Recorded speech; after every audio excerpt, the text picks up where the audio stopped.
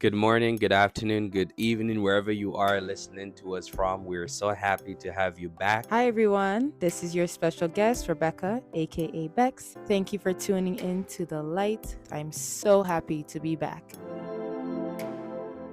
Today, we're going to talk about religion and spirituality. In other words, we're going to talk about faith and spirituality, trying to understand what the difference is and the essence of actually building up on having a faith or not. We are very thankful that we have this chance to talk about this topic today, Yes. because I know it's a big thing in our world today. So we're just gonna jump right into it and then break it down and learn something for our lives today. So, what is religion and what is spirituality? So it takes me back to when I was in grade 11, where I had a world religions class, and we were learning about the seven major religions in the world. And what I learned was there are seven major religions, and those of which include Buddhism, Christianity, Islam, Hinduism, Judaism. Those are the five major ones. And then there's also two larger groups, Hmm. traditional religions, and then another unaffiliated category. But essentially, what religion is to me, or how I coined the term, is that it deals with institutions, and it deals with like practices and just laws or rules that are governed by a certain body of people. And basically, they're looking at the laws based on what they believe, and that's how they live their life. But we look on the flip side and look at spirituality is unaffiliated with institutions, but more so a way of living and how Hmm. people view the world. They can believe in a higher power or whatever the case may be, but Hmm. essentially they're just living their life in a way that's not governed by people, but governed Hmm. by the way that they feel and how they feel connected to the world around them, whether it be through nature, whether higher power, whatever the case may be. Mm. Thank you. Absolutely correct as you've put it. I know sometimes people put it this way. I am not religious, but I am spiritual. Yeah. In other words, as you put it across, not having any affiliation with faith institution, but definitely have a way of life that practically embodies some sort of beliefs or core values or certain practices that leads them to act in the way that they act. Yes. And so some people may not be affiliated with religion, but they may be having a practice that could be found in a religion. Yes.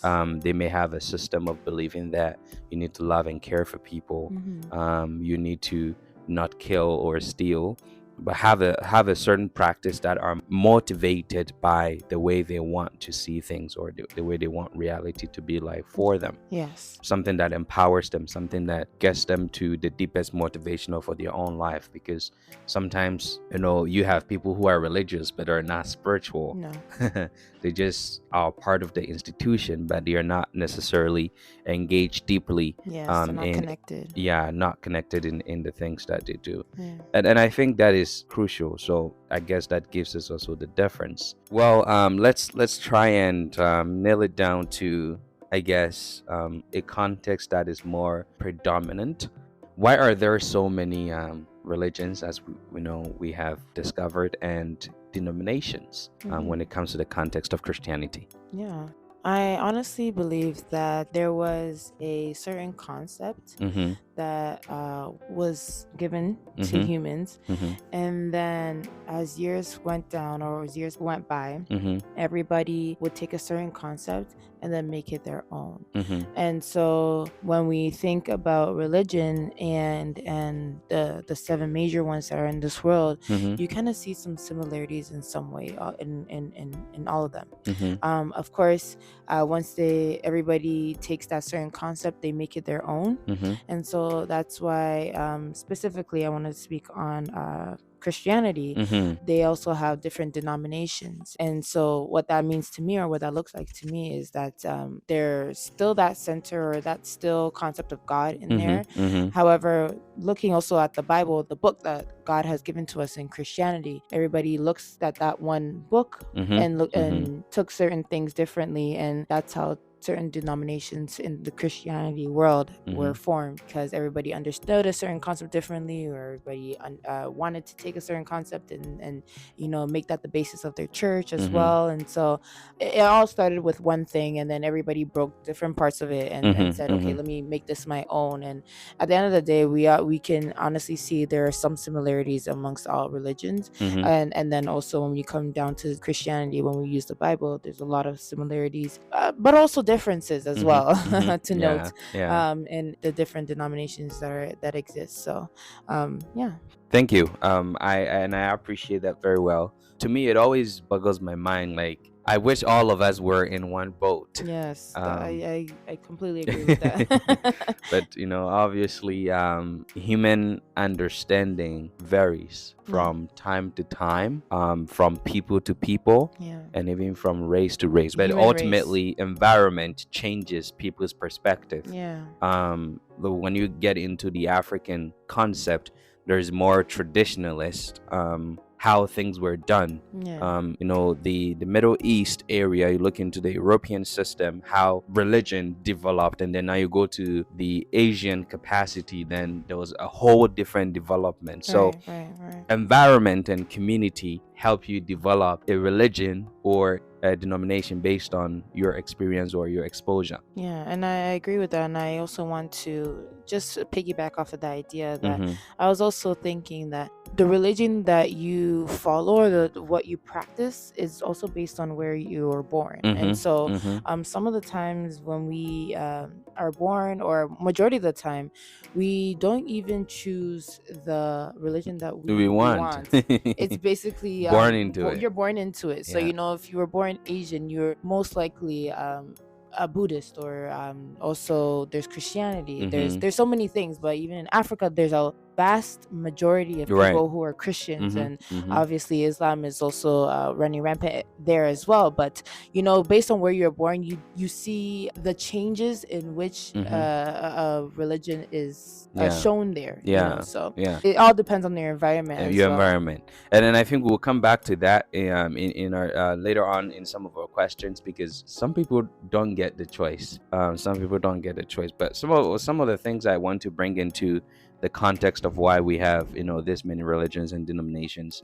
It's quite interesting that you pick Islam, you pick Judaism, and you pick Christianity, and all of them have their foundation from the Abrahamic promise as foundation. You go into Islam, you link it up with Ishmael. You come into Christianity, you link it up a little bit through the line of Isaac, and then goes into David and gets to Jesus Christ. And then you come into Judaism, and is emphatically stating on Abraham and Isaac and Jacob. So it's quite interesting of having this difference. But then when you come into Christianity, I know there was a time there was an understanding of paying for your sins, but then subsequently, instead of the church coming together to embrace the new discovery of truth, of knowing that we are saved by grace and not paying for your sin, there was no acceptance. So the group that believed in the new faith had to separate and start up a new church. And then that group did not believe in baptism by immersion, and then the group comes out and then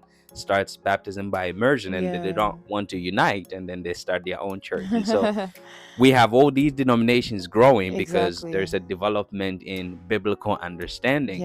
I don't know how many denominations we have, but at least we have 10 major ones that you can talk about, even in Protestants. So that's our challenge. Exactly. I know, I agree. It's hard to even just pinpoint like who Christians are, because we all take one concept and say, okay, this is what I really want to hold on to and base my church on. But at the end of the day, we're looking at one Bible. But it's also interesting how God gave us minds, and we use our minds to look at different, or use it on different perspectives in some way that yes, we are different. It's interesting to see how our minds are different, how we visualize or conceptualize different things.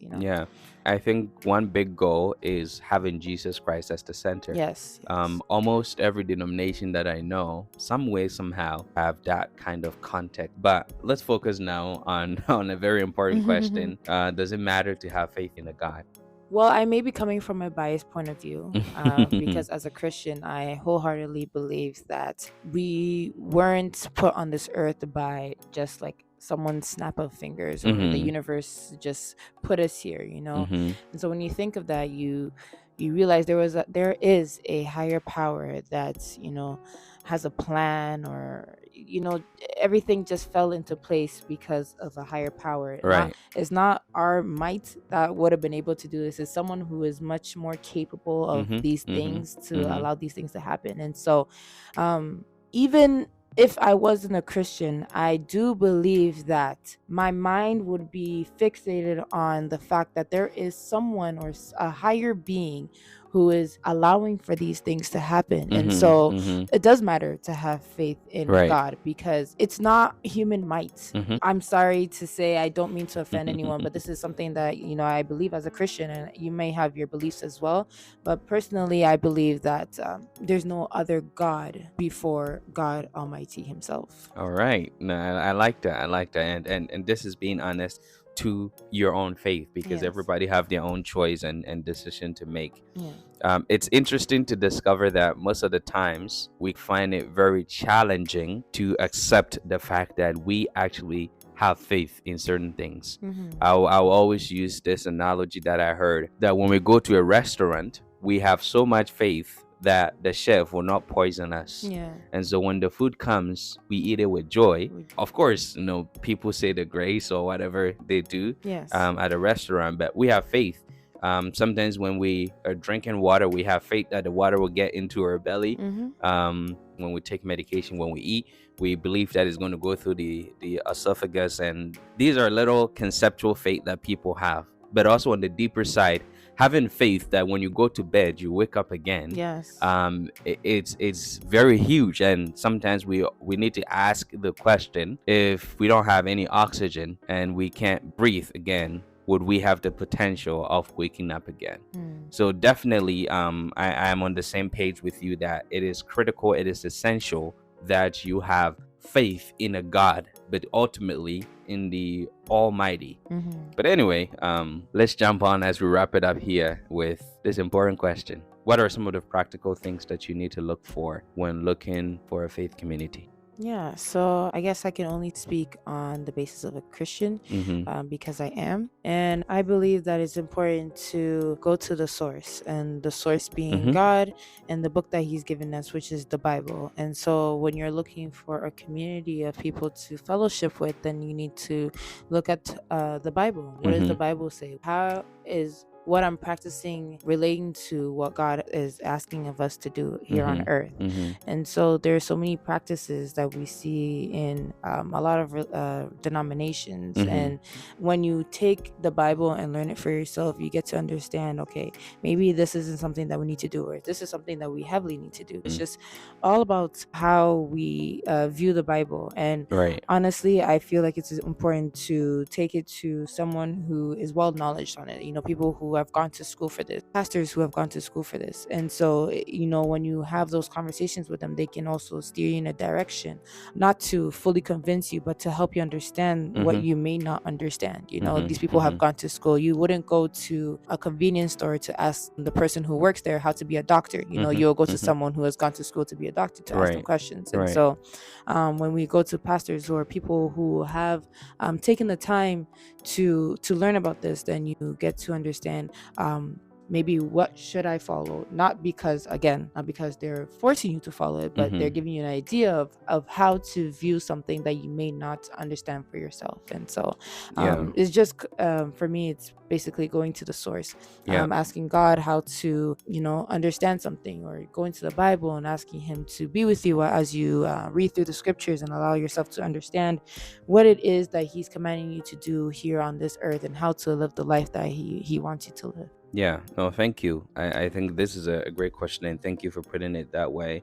Asking the people that may have more knowledge about what you're looking for. Just to even add on to that, let's say the person is interested in joining the Muslim community. Obviously, you would need to speak with the imams, talk with the people that may have the knowledge about, and sometimes it's very important to compare religions and compare denominations when you have even the fundamental resource before you, because sometimes, as you mentioned, you would have the different denominations because of different understanding and interpretation of certain passages of scripture. But the most important thing is to ultimately inquire, research, ask questions, dive deep, because this is your life. Your eternal living is dependent on it. Maybe you have questions about what happens when somebody dies. What does other religion says about marriage?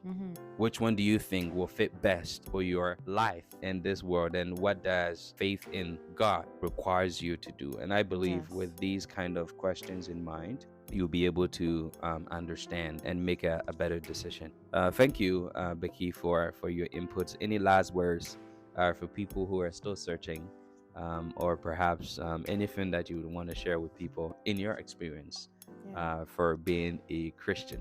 I honestly want to just say keep the faith, and don't let anybody deter you from the path that you are trying to find. And for all my Christians out there, I just hope that you put God first in your search to find a community of believers who believe what God is asking us to believe, or God is asking us to do, and always put him first and seek him, and you'll find your answers. Yeah, no, thank you. Thank you so much for joining us today. You know that this is your special podcast, Living in God's Hope and Truth, the light, and we keep it always 100 for you. See you next time.